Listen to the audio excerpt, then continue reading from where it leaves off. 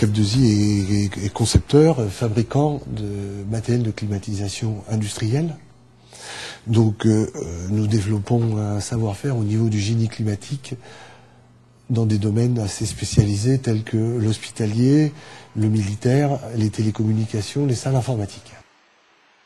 Nous avons décidé il y a 3 ans de ça d'entrer sur un secteur particulier qui est sur le secteur militaire. Nous l'avons fait seul, nous l'avons financé seul. Le droit d'entrée est lourd à supporter, difficile. Au jour d'aujourd'hui, on est heureux de l'avoir fait parce que c'est un bon positionnement pour l'entreprise, mais on est un peu malheureux parce que nous l'avons fait un peu trop seul.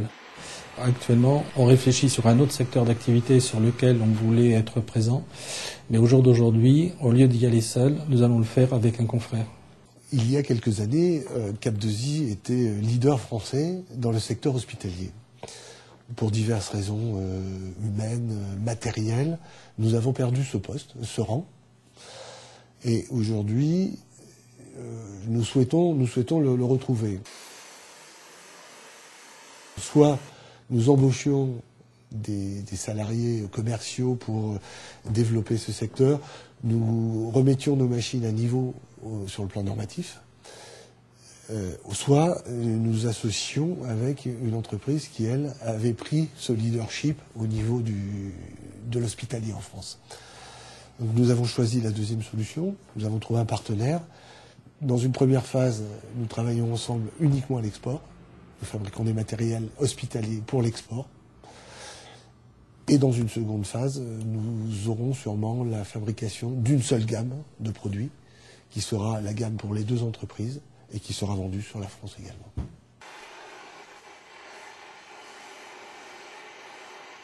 Grâce au parcours thématique à Camas, les angoisses qui sont là, qui mangera l'autre, comment ça se finira, bon, on va le réfléchir, on va le bâtir, on va monter les scénarios, on verra bien au fur et à mesure, mais ce qui est important, c'est que nous sommes maintenant 2 entreprises à réfléchir et à raisonner sur le même sujet. À cet exemple, au niveau de notre démarche qualité, nous avons trouvé une solution avec 2 autres entreprises, puisque nous avons une personne qui était stagiaire chez nous, qui au bout de ces 6 mois de stage, elle était en alternance entre école et entreprise, au bout de 6 mois de stage, au grand regret, allait nous quitter. Comment l'embaucher ? Nous avons pu l'embaucher grâce à 2 autres entreprises que nous avons découvertes et connues au travers d'Akamas.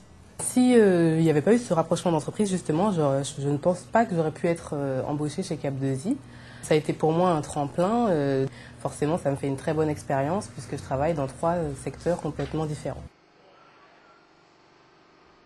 Ce travail de fond qui a été fait déjà, et de réflexion, commençait à être payant puisque aujourd'hui, un afflux de commandes important, notamment sur des petits appareils de série, se fait ressentir, même déjà une façon effective sur notre carnet de commandes.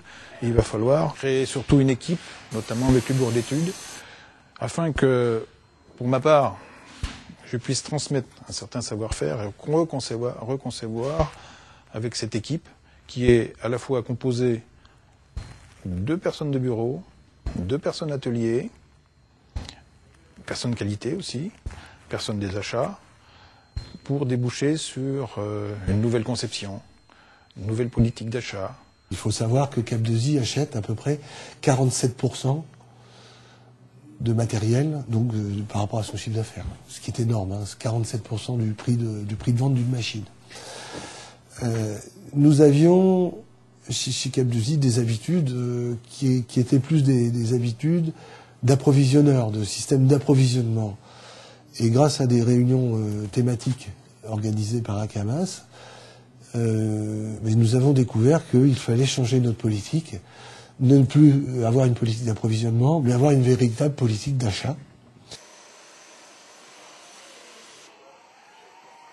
Par rapport à ce que j'ai vécu à Akamas, par rapport à ce que j'ai vécu à travers mes stratégies d'alliance, mes contacts avec mes partenaires, les contacts avec des autres chefs d'entreprise et les contacts avec les consultants, je me suis aperçu que là c'était quand même beaucoup plus pragmatique, c'était plus terre à terre, c'était de la mise en œuvre, ça devenait concret, quoi.